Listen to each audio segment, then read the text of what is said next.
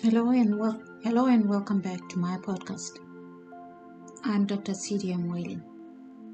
I've covered a couple of topics on anger. For some reason, I keep coming back to anger. Why? Because a lot of situations that we find ourselves in, some are perpetuated by inability to manage our anger, or the myths that we hold about anger and the perceptions that many of us have about anger. Many believe anger is evil, anger is sinful, anger is bad, when in actual fact, anger is just a normal natural emotion. What may appear to be bad is what we do when we are angry. Our responses to anger or our reactive tendencies when we are triggered. And then there are many myths out there about anger. One of them is the belief in the myth that if I ignore it, it will all go away. Whereas the reality is that we have a feeling that persists and we deny it. Imagine when you have that feeling that is persistent and you deny it. Instead of it just disappearing, it will manifest in many other ways. It will indirectly show itself in usually most harmful ways. That is the reality. So ignoring the anger will not make the anger all of a sudden to disappear. If triggered, if you feel angry, it needs to be processed, it needs to be acknowledged, it needs to be admitted, and find positive ways of expressing it rather than being aggressive. And another myth is that time heals all wounds. That is a myth. Because the reality is that emotions, when they are unresolved, they fester. Take a situation where you are upset with your partner and you don't express the anger and you are just stonewalling, you are just sulking. Is that going to make the anger all of a sudden disappear? No, it will simmer because you are suppressing the anger. And there is no amount of time that will heal that. It is when you sit down with your partner, with the person that may have contributed to you feeling angry, to discuss how you feel, how whatever they said or did made you feel, and admitting the anger that you may be feeling, rather than just believing that time will heal it. How many years have you been in that relationship, being constantly angry, not addressing the big elephant in the room or in the house or in the relationship? And how has that improved the relationship? It didn't, did it? Then the other myth is that if you let it out, you'll feel better. This is another myth. Letting it out how? Because the reality is that when you are being reactive, your reactive expression of anger may actually just provide momentary subjective sense of relief. Yet habitual tendencies of blowing up may harm your physical health. And consistent blowing up as a way of expressing your anger keeps on building up and may reinforce your neurological pathways that makes it even harder for you to remain calm. In the same breath, that may harm your relationships, the very relationships that you wish you could heal. In a healthy situation or relationship, the right approach will be to express to your partner, to your spouse, to your friends, to your children, how whatever it is that has transpired makes you feel. Because blowing up under the belief that you are letting it out in order to feel better may actually destroy those very vital relationships.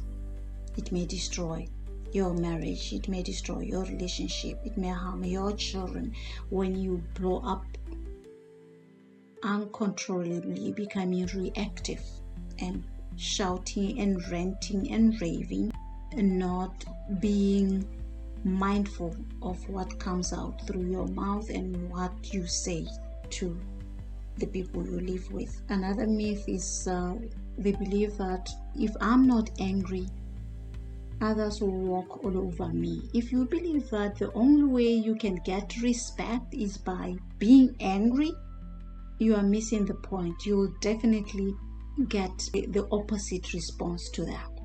Because the reality is that anger frequently gets the opposite results. Yes, it may give you a short-term, a short-lived, brief moment of relief or brief moment of some kind of respect. Out of fear, people will keep quiet because you shout at them because they fear your anger, and they'll keep quiet and appear as being submissive, as if they respect you. It is not respect, it's fear of what may follow, the aggressive explosion tendencies that may follow if they don't stay quiet. Not that they are staying quiet because they are respecting you or because you've made a point that you don't want to be walked all over. No. And the outcome of it will be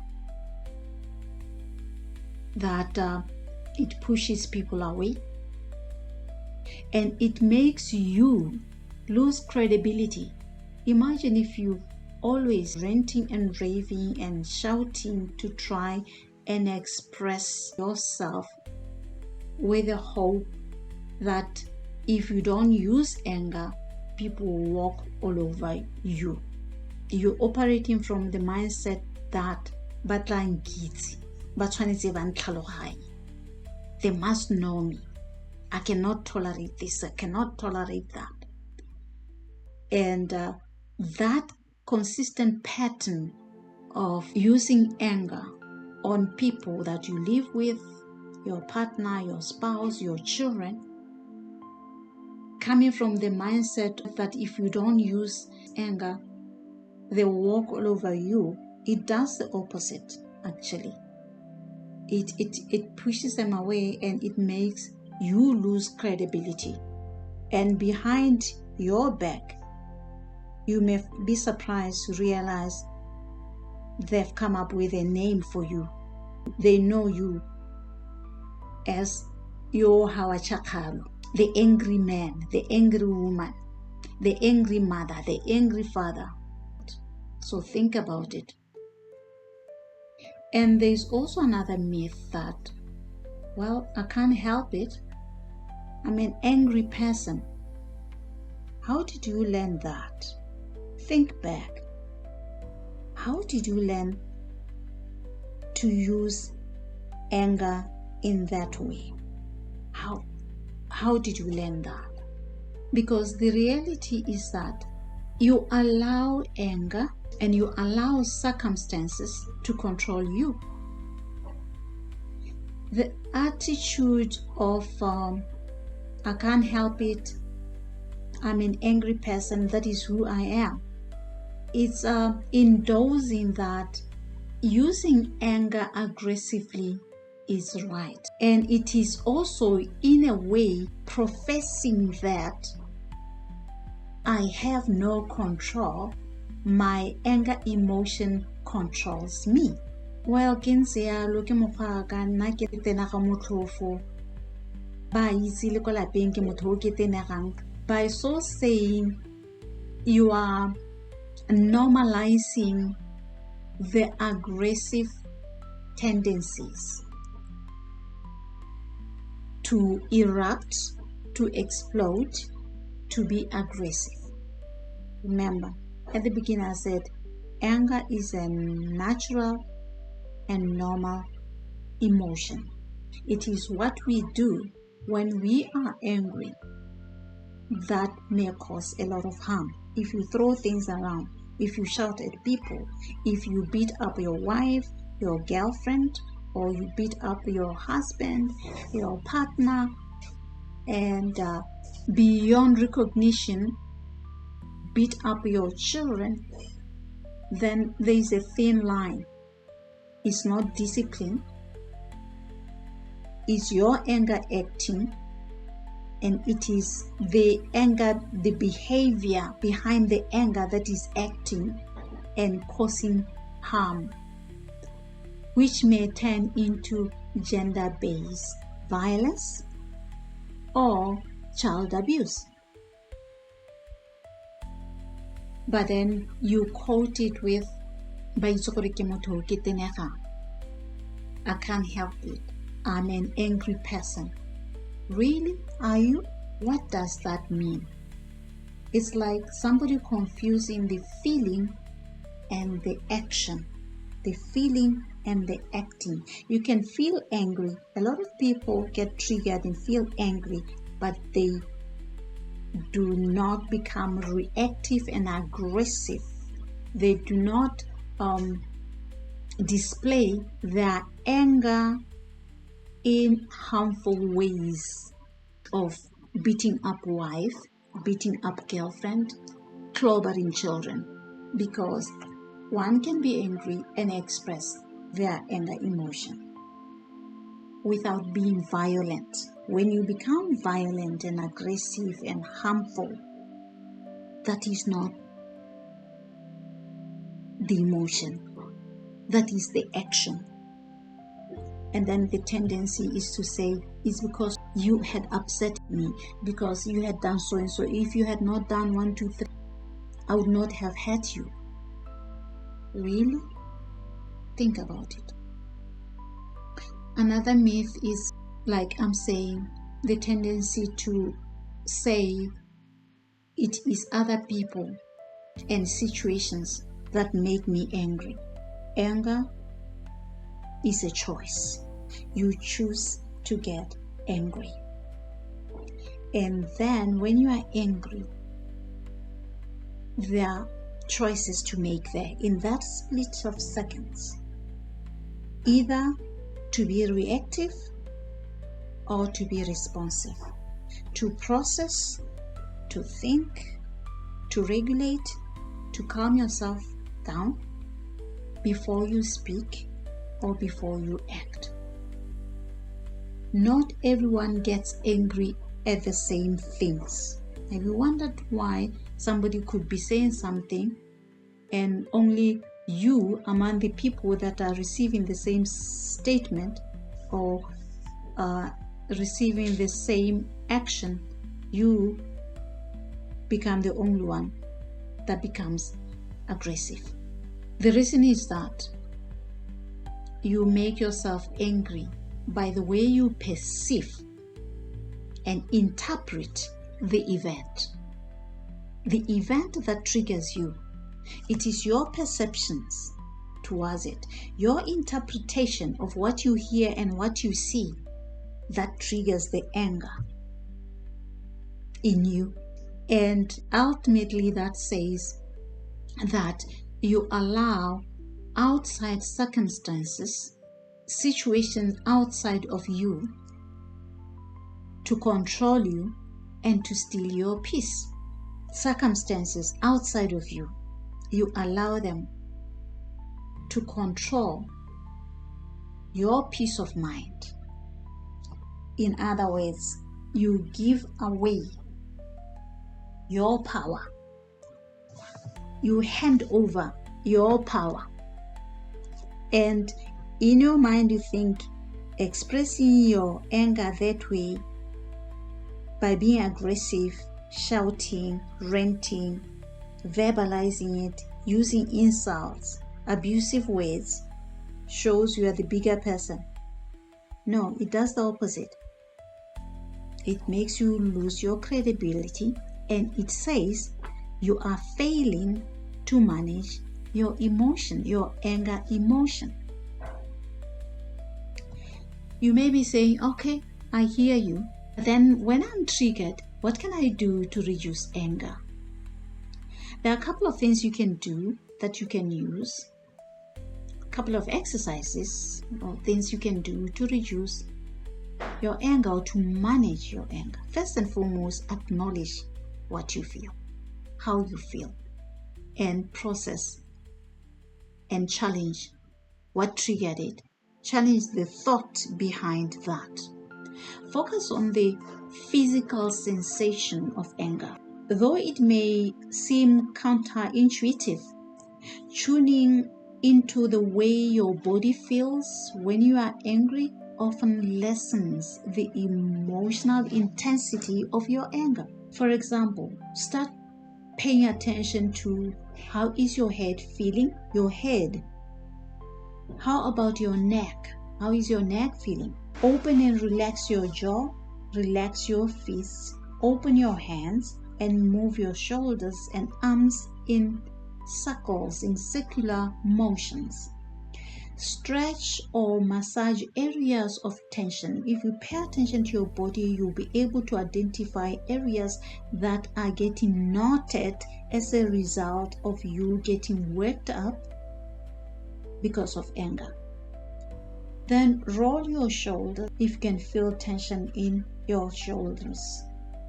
Your shoulders, roll them. And for example, you can also gently just massage your neck and your scalp. The other thing you may also do is to take some deep breath. Deep, slow breathing can help counteract the rising tension. The key is to breathe deeply from the abdomen, getting as much fresh air as possible into your lungs. Then take a quick and fast walk around the room, for example. Or ideally, you can just go walk around the garden. It releases pent-up energy, pent-up emotion, so you can approach this situation with a cooler head when you are calmer. It gives you a timeout. And slowly, you can also count to 10. Focus on the counting to let your rational mind catch up with your feelings, so you can approach this situation with a cooler, clear head. And slowly, you can repeat that by counting to 10. Focus on the counting. That helps you to calm down. You can also take a few minutes break if you sense that you notice that things are getting heated between you and the person that you are trying to have a dialogue, a discussion, or you are having an argument with. Remove yourself from the situation for a few minutes, or for as long as it can take for you to cool down. But nonetheless, make sure you do communicate this. Don't just bang the door and walk out on the person you are trying to have a discussion with, or your parents, or your spouse, your partner. Be saying, I need a timeout, I need to go for a walk, I need to get a breather, I need to go out. Do something else for a few minutes in order for you to be able to calm yourself down. That helps to release pent-up emotions. And then it helps you to be able to approach the situation differently. The next thing you can also do is to identify what you are really angry about. Big fights often happen over something so small, like a person being 10 minutes late may trigger some people severely to the point where they may even become aggressive, and the words that they will say addressing that late coming may actually cause harm to the person that arrived late. But there is usually a bigger issue behind this. behind that. If you've been piling up issues of resentment and offenses and getting angry, and you kept on suppressing and never presenting how this situation makes you feel, chances are just somebody arriving late for the appointment you agreed is just going to be an issue, and it may trigger that tendency to get aggressive or uncontrollably angry, in other words, reactive. But to probe and challenge what you are feeling and challenging your thoughts. What am I really angry about? Identifying the real source of frustration will help you communicate your anger much better. Take constructive action and work towards a resolution. Focus on the present. Once you are in that heated moment of arguing, it's easy to start throwing past grievances and into the mix and taking all the things from the past that you never address and throwing it into the current situation. Focus on what has triggered you now and the issue at hand, rather than drawing all the issues that you've been piling up and that you've been suppressing that happened 5 years ago, 10 years ago, 2 weeks ago, etc. Rather focus on the present issue that has triggered you. The tendency to say, maloba gape o kile ware kana last year ga ke a lebala, you did 1 2 3 4, you did 1 2 3. It shows you've been harboring resentment. It says you failed to address the issue back then. Now you are trying to bring it into the mix. Rather than looking to the past and assigning blame, focus on what you can do in the present to solve the problem. Be engaging with the other person to say, how can we solve this? How can we address this? And be presenting how you rather prefer to be treated. Allow the other person to come up with suggestions and see what you feel about that, and be coming up with our own suggestions so that you both could be able to compromise and meet each other halfway. Be willing to forgive. You know, failure to forgive past incidences creates a build-up inside of you of suppressed emotions, pent-up emotions that often will be triggered by something small and will manifest in a way that will be unproportional to the thing that just triggered you.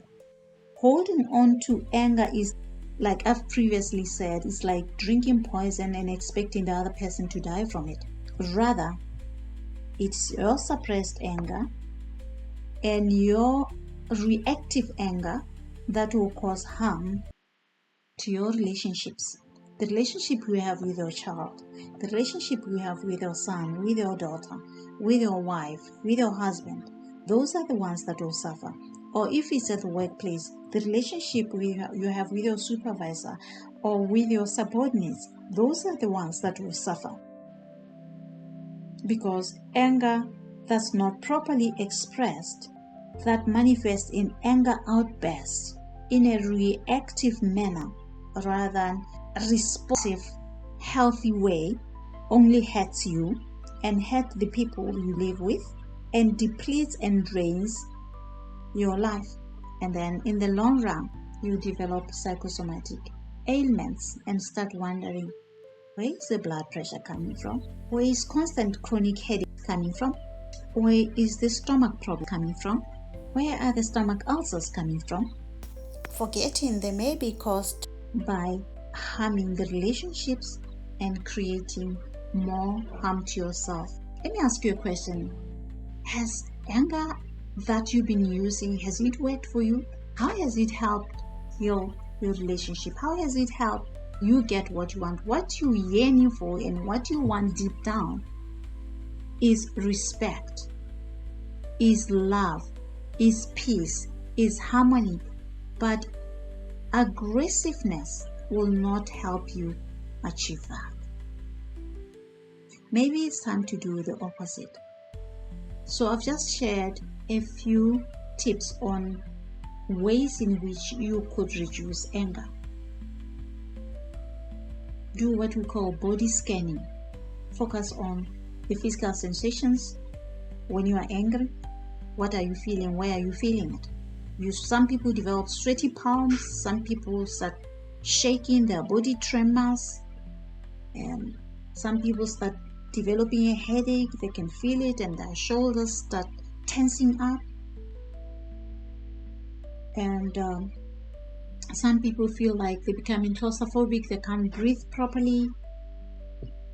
So all these strategies I've shared, like taking a deep breath, taking a quick and fast walk, slowly counting to 10, taking a 5 minutes break or time out from the heated debate, identifying or challenging the anger, identifying what's behind that anger, the perceptions, the thoughts, and focusing on the present rather than dragging the past, and be willing to forgive. When you do this, you'll be able to properly regulate and manage your anger successfully, which will enhance your relationships. Until next time, thank you.